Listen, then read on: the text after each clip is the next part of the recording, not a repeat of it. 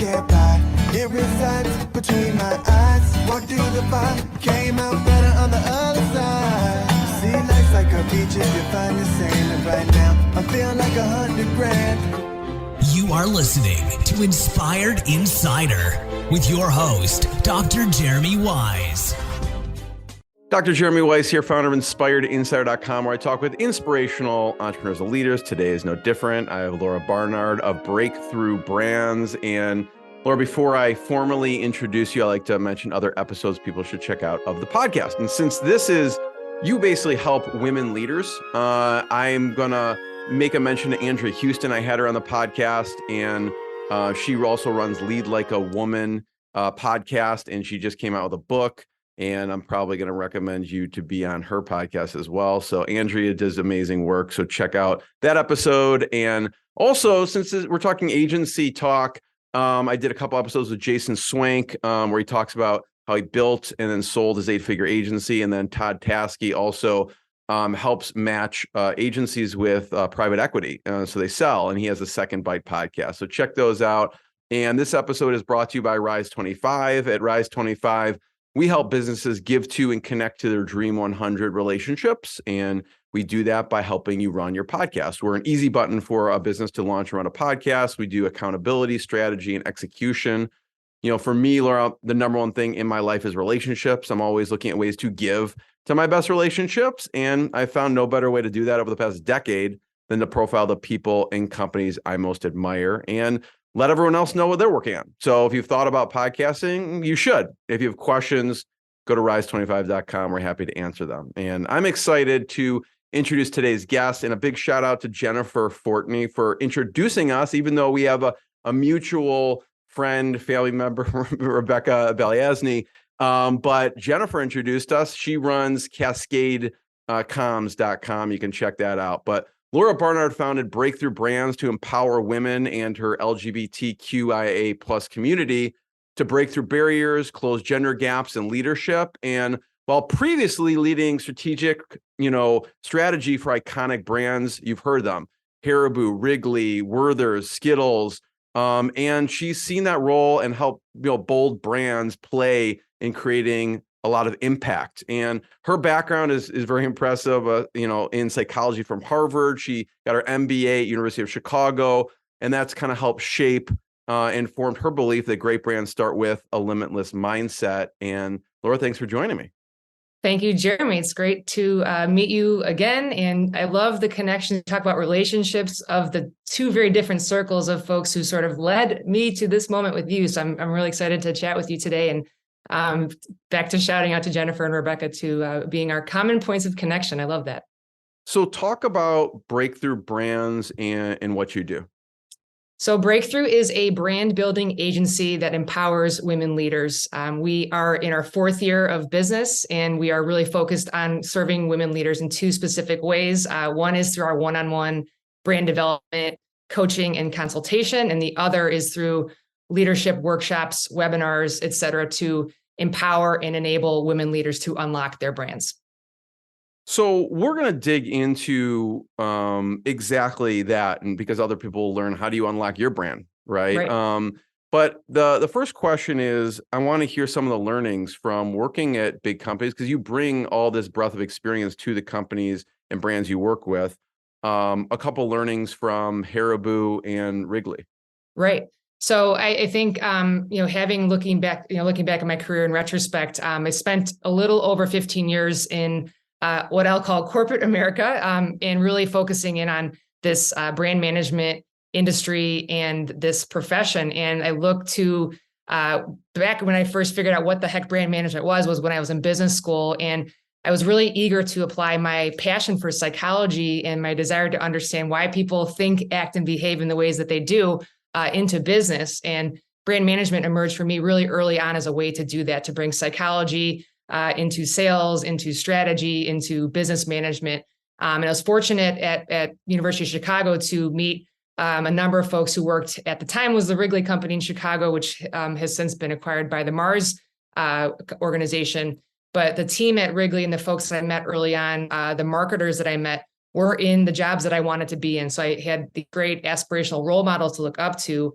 working in a fast-paced category like confections, working with beloved, iconic consumer brands. You talk about Skittles, Starburst, M&M's, Snickers. These are, household names, right? And I knew that if I could learn from them and be like them, so to speak, I could really grow and have an impactful career in this field. My time at Wrigley really taught me number one thing in marketing, and I still hold true to this day, is you have to know your consumer, know who you're serving, and know them really, really well. What motivates them, what inspires them, what helps them make decisions, what do they need in their life, what benefits are they seeking, what gaps can you help close for them.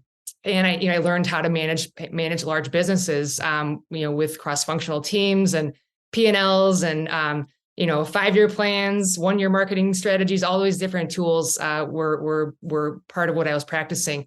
The move to Haribo, kind of midstream for me, really was my desire to advance in my leadership. There was a senior level position that was open. It was a head of marketing role that I was eager to take on. And I was a little bit impatient when I look back to my Wrigley days. I wasn't getting there fast enough. And Haribo was in a situation where they were really going to market in the US for the first time in earnest as a brand. We had been distributing Haribo gummy bears, as I'm sure you've had them, and we've all enjoyed those. They were mostly entering the US through third-party distributors, and the organization, it's a family-owned business, decided to plant their stake in the ground here in the US and go to market more intentionally. And they needed a new, almost a new brand for the US market and a new go-to-market. So I was, I think, employee number 4 in the US office that has now grown to, I think over 150 folks there. But to be part of that early stage growth and in that leadership role to identify the team, the talent that we needed to bring in, the agency partners that we needed to work with, and really reposition a beloved, 100-year plus old brand, reposition it in the US for relaunch. And that was very exciting. That was, kind of scratched the entrepreneurial itch that I kind of always had of having something start from scratch, right? And kind of had that idea of building something, creating something. So Wrigley Mars kind of taught me how to be a marketer. Haribo began to teach me how to lead and, have decision-making over a brand and kind of growing a team. And I also learned quickly, kind of we go to the end of that journey, that I was really destined to do something more entrepreneurial. I had grown up, my parents are entrepreneurs. My both grandparents on both sides are entrepreneurs. My wife has been an entrepreneur for the better part of the last 20 years. And there's a little bit of a stifling effect of corporate roles that can feel like you're getting boxed in a little bit. And I really was desiring to kind of break out of that and start something new, applying what I learned about branding and marketing, but doing it with more autonomy, more ownership, and ultimately more purpose. So much to unpack there, Laura. I have a few follow-up, but I try and be healthy. But if you put a Haribo gummy in front of me, I'm all over it. So it's a small indulgence, but What did your parents and grandparents do? So my grandparents, a lot of the work that they've all done has been in the real estate industry, home building, for many, many years. And they have also reinvented through the years. My parents are now restaurateurs, so they opened their Aurelio's Pizza is a beloved Chicago pizza chain, but they are entrepreneurs and franchisees of 2 Aurelio's locations, one in the Chicago area and one down in Florida. So they pivoted, 3 decades into their career out of home building into the restaurant industry, and that's kind of been their journey. So I'd love to hear a little bit about the reposition of the relaunch for Haribo, because this is, you bring that to the brands you work with. What were some of the things that stuck out when you were repositioning this brand for relaunch? Yeah, I think, back to the rule of knowing the consumer, I think there was a lot of good research and insights that we did right away on the US consumer. We knew a lot about the international consumer, and there's not a ton of differences about how folks consume candy or how candy gets into a household through these what we call gatekeepers, right? The decision maker, the person buying the groceries of the household. So we had to check some assumptions that we had about the consumer, starting with consumer insights and research, and really understanding the role of something like confections in the day-to-day life of the average, household in America, right? And we are always there's a fine line, with in terms of the health and wellness trends. Obviously, we want to make sure that we were understanding the role that candy played in terms of this small indulgence, this sometimes an escape for people, a reward, a treat, a break, and making sure that it was part of, obviously part of a more balanced diet, so to speak. So understanding the role that the product played in the consumer's life, that was our first step in the journey to repositioning. And then I think really, when you just on when you that have, for a second, yeah, Laura, because I love this discussion around understanding the consumer. This applies to any business, and this yeah, is probably one of the things that you talk about with the clients you work with. But yes. were there anything that surprised you when you were testing your assumptions, whether it was with Haribo or Skittles, or because I think people who've been doing it for a long time may go in with, oh, I've done this so many times, I already know, but you kind of come at it with, well, let's test the assumptions, right? Yeah. So what surprised you with those assumptions when it could be Haribo or one of the other brands? I think back, and this was probably early on in my, talk about the confections category. I think back to when I worked on the Skittles brand, and we would do, and again, Wrigley was very, very big into consumer insights. We invested a lot of resources in that area. The surprising thing for me, and this may not be so surprising now as I'm older because I have kids, but what people say and what they do is sometimes very different. So you'll ask, someone in a focus group, for example, do you eat candy, or do you have candy around the house? And a mom or a dad or parent or caregiver will say, no, I don't eat candy. Like, no. You follow them in their homes. So there's these things called ethnographies. We actually are in the home of someone, or you're shopping, traveling like shoulder to shoulder with someone, watching their behavior. And you're at their home, and you say, well, where's the candy? And there's a secret stash somewhere in their office drawer, right? So you find that they have candy, So what people say, what people do, are often not quite matched up. And it's not disingenuous, but just like what, from a insights gathering perspective, you have to be cautious with surveys, or kind of what people articulate, and really watch behavior and see what has happened in the past, and look for actually artifacts and clues versus what people want to be perceived as. And you, going back to your college days, you played sports in college. Yes. What was one of the learnings from that? Yeah. So, and I was, whenever I hear like my bio and people skip over, they talk about psychology at Harvard, but they skip basketball. I kind of think about, I like majored in basketball and I minored in psychology. So basketball was sort of predominant in my life. And it had been up until that point. It still is a big part of my life, as a parent and as a coach now. But what I learned from basketball, I learned what it meant to be a leader. I learned what it meant to be part of a team. I learned what it meant to empower young women.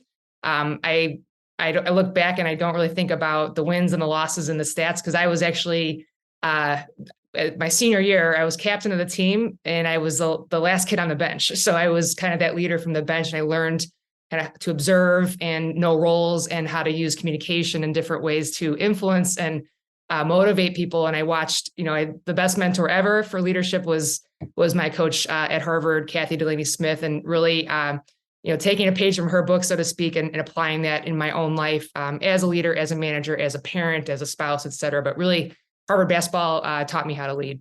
That's really uncommon, right? Someone who is on the bench as the captain, right? I think it's typically, I think is uncommon, but I think maybe at Harvard it's more common than folks might think. But there's just different roles that, there's the statistical leaders, right? And there's sometimes roles for other folks that are, you always say, leading from the bench or leading from the locker room. That's important to team dynamics. Oh, it speaks a lot to your leadership if that is the case. Yeah.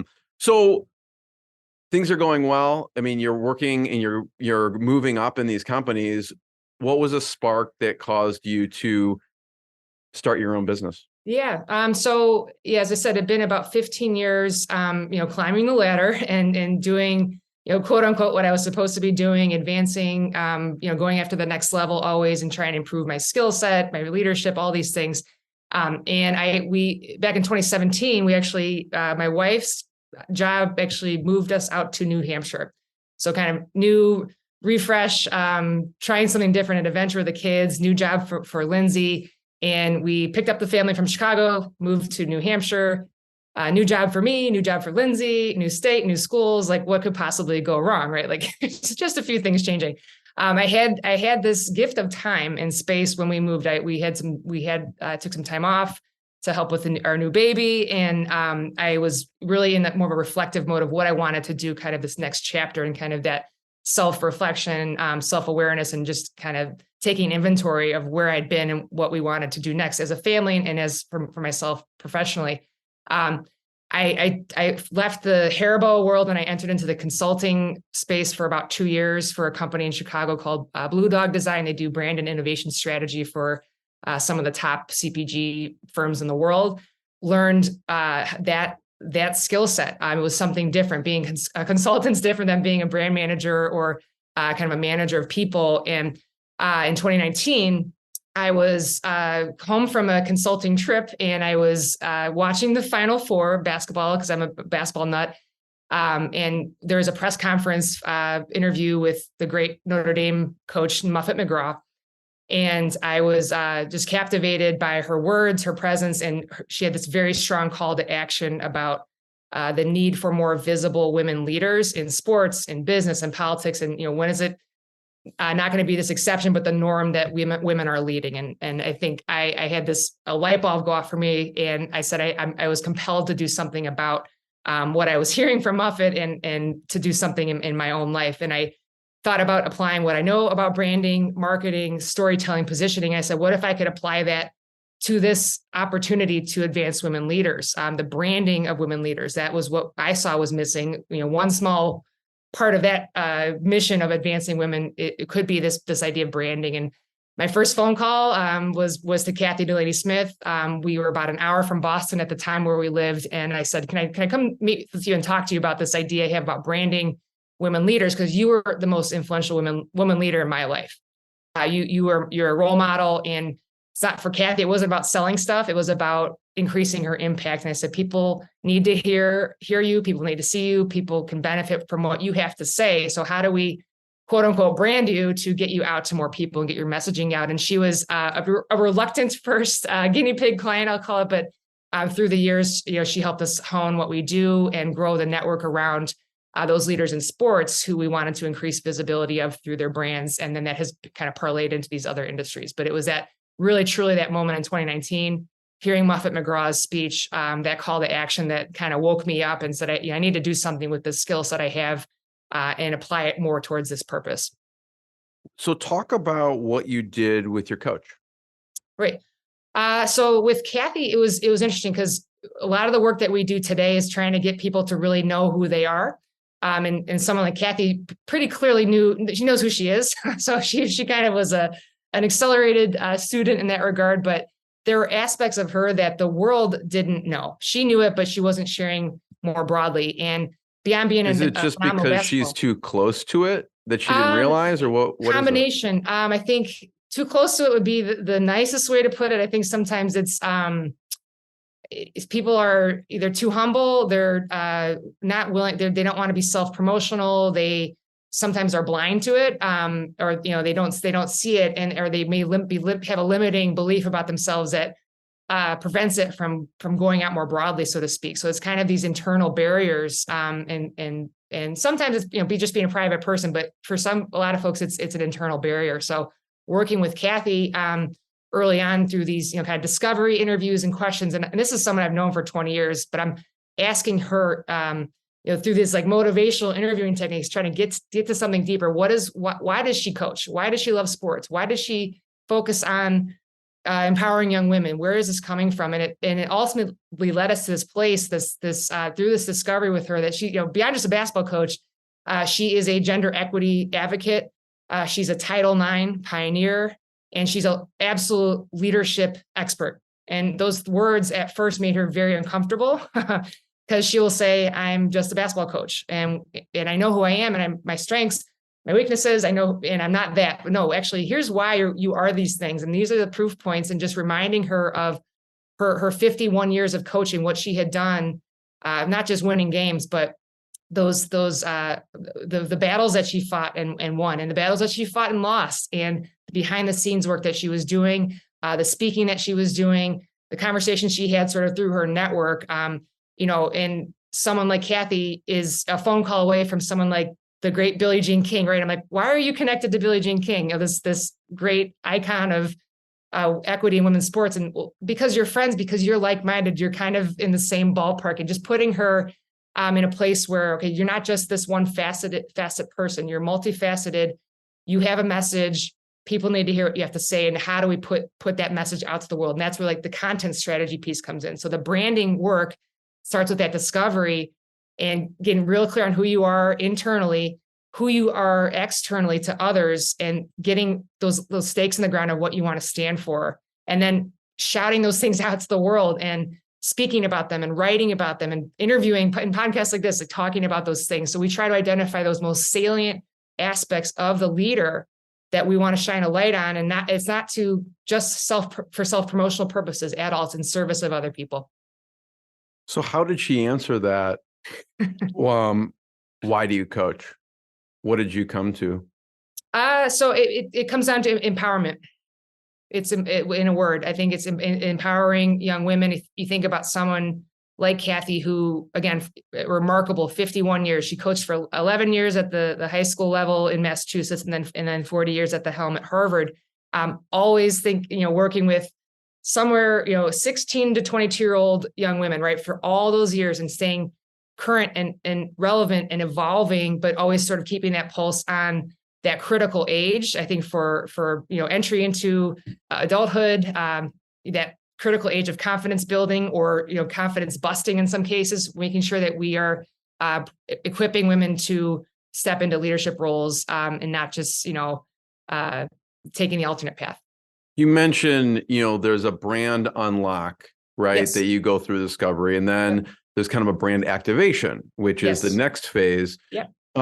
If someone is listening, they're thinking, this sounds great, I really need to get to the essence of what I'm about so I can really share it. How does the brand unlock work?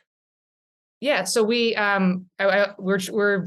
developed what we are considering and is evolving into this proprietary process. And we've now delivered this brand unlock for over 100 women leaders, and it's been refined and adjusted and streamlined to be what we believe is a very efficient and effective 4-week process. So it's, you talk about the easy button for your podcast, right? It's not quite an easy button for brand building, but it makes it clear and effective for these women leaders who are doing a lot of other things, right? This is their brand is not something that's the top of their list of their big to-dos necessarily in their day-to-day. So how do we make it efficient and effective? So our process that takes 4 weeks breaks down into 3 basic phases. We call them discovery, defining, and unlocking. And the discovery phase, as I mentioned with Kathy, that we spent a lot of time in discovery of understanding, a deeper level of insights into who this person is as a leader, what inspires them, what motivates them, what are these key characteristics and personality traits that they see in themselves, but that also that others see in them. We discover, we have a client, we actually interview 4 of their champions who can tell us, if the person can't, how they're perceived, what are their greatest opportunities. They help vision cast for them. They help tell us what makes these people so great. So we spend a lot of time in discovery. That's pretty much the first 2 weeks of the project. Then we start to move towards really quickly defining. On the discovery part.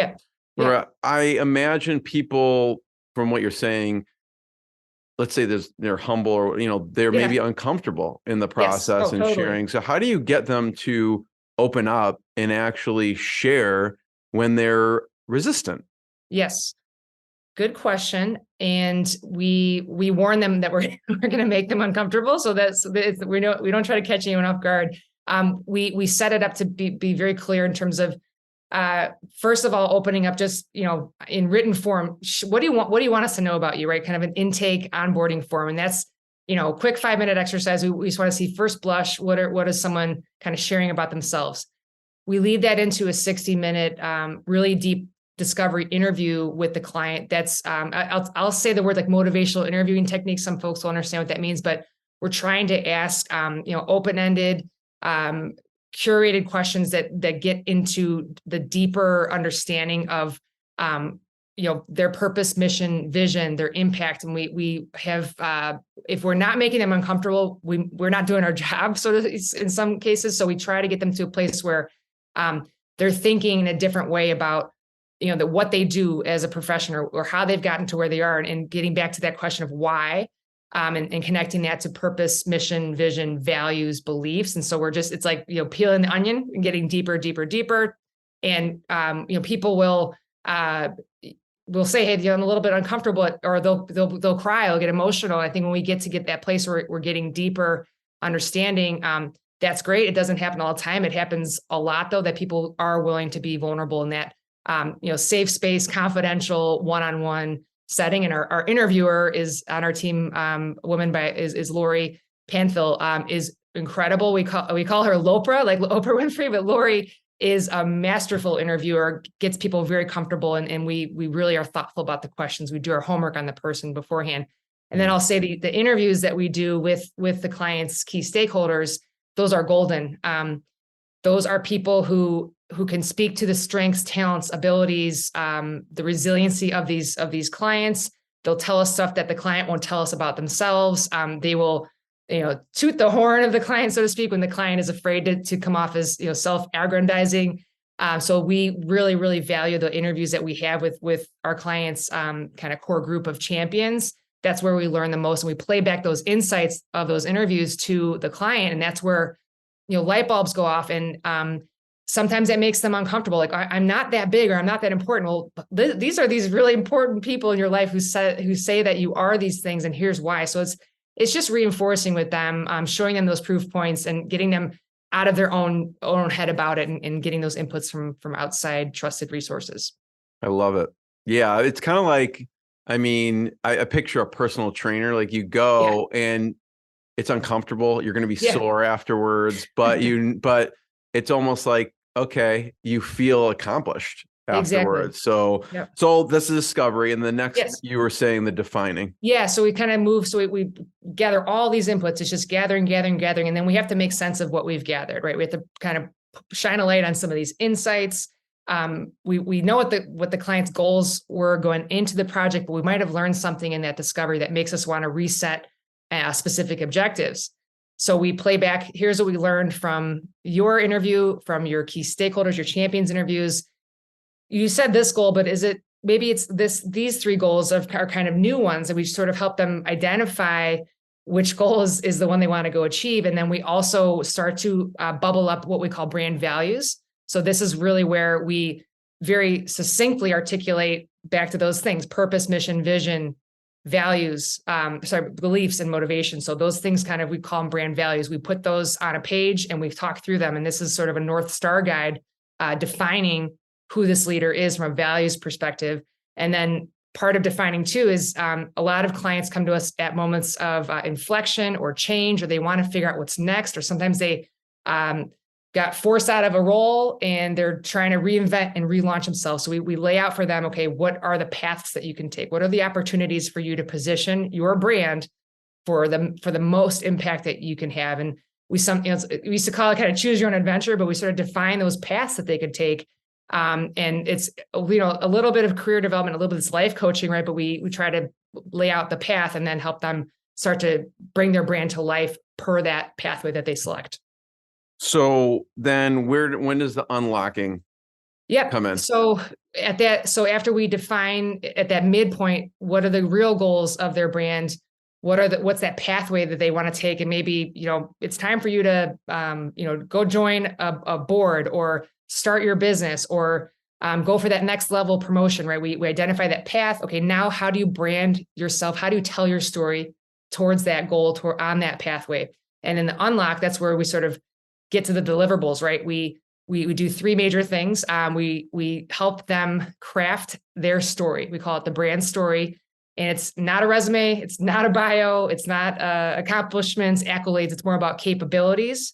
It's more about who they are as a person, and what and how they do things. But most importantly, we have to infuse why they do what they do in their story. So it's about a 2,000 word version of a narrative that we can share with them, but then they internalize, and that's how they begin to talk about themselves. And that's the most powerful, absolute, tangible and powerful deliverable that we unlock and come out with. Under that story, you can imagine kind of some key messaging themes, some subject matter expertise areas, some content ideas that help support that brand story. So we identify brand messaging themes, and then we also layer in this idea of a brand archetype, which is guidance on how you verbally share your story, your tone of voice, who you relate with best from an audience perspective, back to knowing your consumer, knowing your audience. But we give them the story, the messaging guidance, and this archetype reference for them to help figure out how they bring that brand out to the world, share that with others. What would be an example of a goal? I don't know, it was Kathy's goal going in, and then what was it going out after the process? Yeah. So, goal, I think her goal has always remained, at the highest level, back to that notion of empowerment. As a coach, her goal was to win, very simply, win basketball games, get individual players to develop and grow and perform at their best, get the team to perform at their best. And the greatest litmus test of that is winning and losing. It's a pretty clear, the scoreboard is there, right? It's a clear goal and objective. And I don't think, in all of her years, was there ever a season where she didn't want to win? No, she wants to win. Take away the coach aspect. You put the whistle down for the last time. Okay, now what is your goal? And that becomes a little bit less clear. But you think about what winning means in the basketball sense, and what winning means kind of from a life perspective. And she is still a coach and an inspiration and a role model for young women. It's just not on the basketball court. So how can she still have this goal of empowerment and winning as women, and bring that into, I'll say real life, but kind of post basketball. So her goals now are related towards, I think, impact in terms of promoting leadership in women, leadership skill development, inspiring leadership in women, moving the needle on gender equity in sports. That will never go away. There's still, we celebrated the 50th anniversary of Title IX this year. Tons of great work has been done and accomplished to move the needle on equity in education and in athletics. Still a lot of work to be done. So she wants to, be more clear voice and advocate for that type of work. And then I think just being able to share her story, because again, when we share our story, we can be an inspiration for others. So this idea of leadership, equity, and kind of sharing her story. And flash forward, we are a very concrete goal is getting her book published in the year. I love this because I can see how it's so important to have a North Star, to have the messaging down, because that drives goals and everything that someone's going to do. So you do the brand unlock, and then talk about phase 2. So what's next with the brand activation? And you could talk about. Yeah, and I think this is we are our bread and butter, so to speak, and 90% of what we do with clients and from a revenue perspective is on focus on the brand unlock. We are dabbling, I'll say, in the activation realm. And this is kind of goes back to like who we are, who we serve, what we do, and like what we don't do. And we're trying to be a little bit selective, but imagine once you're equipped with this brand unlock and this playbook for your brand, what do I do now is always a question. And in some cases, take the example of, we've worked with several top head coaches, kind of post Kathy, I'll say, but that are currently coaching, right? Who do this work, and they'll hand it off to their staff, their marketing folks, their athletic department, and say, hey, this is my brand. Let this help guide our content. Let this help guide, as simple as my bio on the university website, but this should help guide what we talk about on social media, for example. So it serves as a content guide for folks who help someone like a head coach activate their brand, right? We have been done some projects, and this is where we are trying to hone in our expertise and like what we sell to be really, really good at it, really, really effective. But personal websites, social media strategies, speech writing, podcast strategy development, book proposal writing. So there are many ways of the activation can come to life, and I could go on, but you can sense my hesitation because it's a very wide range of things, and we're a team of 8, and we're trying to be really laser focused on this brand unlock. So ideally, we hand out the brand unlock, and there's a team either that if it's an executive, it's their support team or their marketing department, or if it's a head coach, it's their staff and marketing resources, where they hand off the guide and those folks can do the better activation work because they're closest to that business or that person. So we're actually trying to step a little bit away from the activation, because there's a lot of agencies that do that. And we're trying to know who we stay kind of true to who we are and what we do best. Yeah, I want to talk about that, because before we hit record, we were talking about intentional growth, right? Yeah. And this kind of leads into, how do you grow? And because I could see how you could take the brand unlock, you could do social media posts, you could do blogs, you could do, it may help with an after game interview. If it's a coach, it could lead to a book. Like when you say empowerment and there's a subtitle, like I could totally envision that being turned into a book, what you did. Yes. And so how do you think about intentional growth? Because like you said, you want to stay in your lane, but there's this other, people are calling you to do these other things. Do you have great partners in certain aspects? Do you do it yourself? How do you think about intentional growth? Yeah, I think, it starts with, knowing yourself, or knowing yourself as an organization. And I go back to, I'll say it again, like, know who you are, know why you exist, know who you serve, know what their needs are, their opportunities are, and try to match that the best you can, and as uniquely as you can.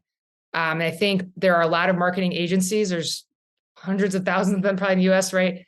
There's a lot of branding agencies. What we're focusing in on is this notion of building leadership brands for women. And that's, to me, I've been in this now 20 years.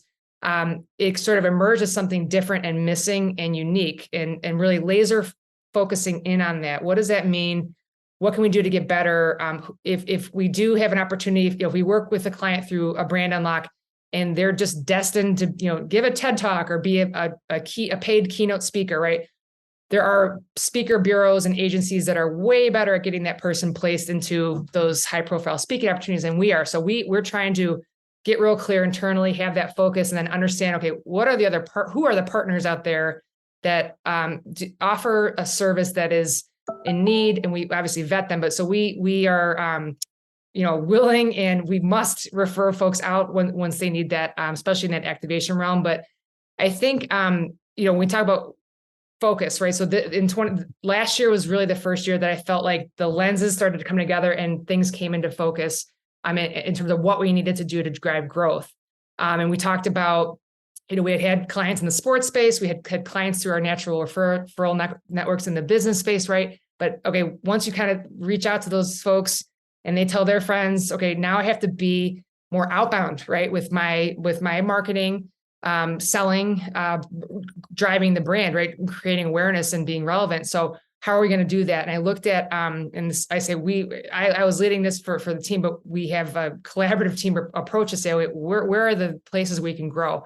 We look at partnerships with larger organizations, right? So associations of women leaders in business and sports, large organizations who have giant groups of women leaders, right? And pick any, Fortune 500 company, they have women's affinity groups, employee resource groups, and just see what get curious about how they do what they do, how we might fit into that puzzle, right? So rather than just going at it alone, we try to open up our thinking in terms of growing through partnerships and growing through these larger organizations. And then what we've lived through is like really refining and creating less complexity with how we talk about what we do and what we sell. And that's kind of back to my point earlier. What we sell and what we offer the best are these one-on-one brand unlock projects. And we also, through that work, we are getting asked to do workshops and webinars, sort of explaining it. So it's this idea of brand unlocks and workshops and webinars. That's simple, right? That's scalable. We know who to sell that to, how to position ourselves to that audience.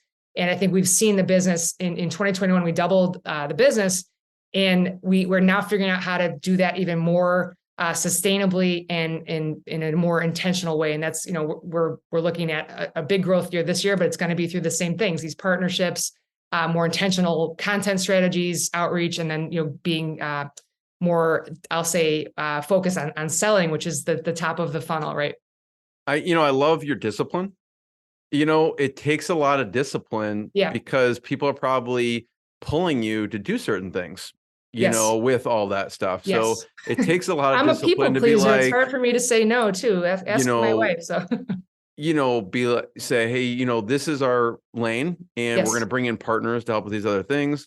Yep. And I can see, I want to talk about one example with Kit, but I Yep. could see, for you, it seems like the ideal clients, they're business leaders, you have founders, you have healthcare leaders, nonprofit leaders, and sports leaders. Talk about what you did with Kit. And my favorite picture is, I think, this one with Christine. I Christine. love it with the WWE I belt. know. That's my favorite Christine's one. another great one. But Christine Lawrence, shout out. So Kit Delorier, who's I'll look back to 2019 was our first official paying client, which is an amazing thing. Really, I will never forget, and I'm always grateful to Kit for her willingness to partner with us. And met Kit through a mutual friend of ours, and her reputation preceded her. She's a professional athlete. Kit is, and we can go to her website actually if you want, but so Kit is a two-time freestyle skiing world champion. She's the first person, male or female, to have climbed and skied down the 7 summits of the 7 highest peaks in the world. So, this total badass athlete, right? She approaches me and learns a little bit about what BREAKTHRU Brands was starting to do at the time. It was a very early stage. And she said, can you help me with my brand? And I said, I was humble, and I was a little bit intimidated, I'll say honestly. Hey, it was just me at the time. It was a solopreneur for a while before we grew the team.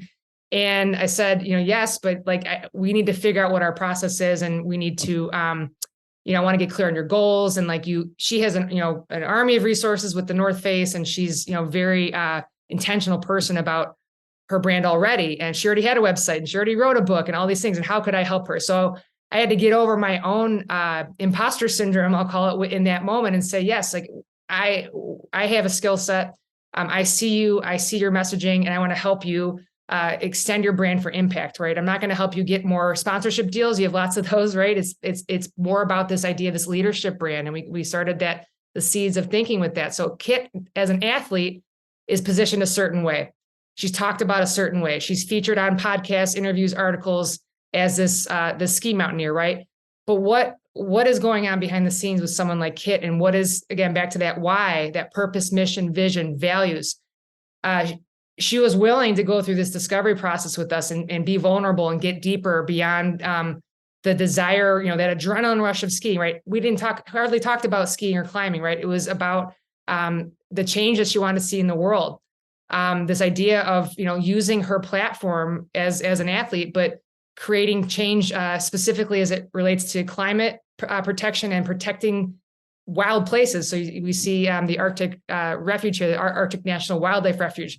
Huge opportunity, huge passion for her, and something that she could apply her brand platform towards protecting, speaking out about, and doing. She goes so far now. There's a documentary that just was released on Kit, but she's helping gather the science, the data, to help tell the story to policymakers about why they shouldn't be, drilling for oil and gas in the Alaska wilderness. So she's connected the dots of something it may seem disjoint, right, out of left field. How is this person, so interested about the Arctic? But getting Kit clear on purpose, bigger than just her profession at the time, right?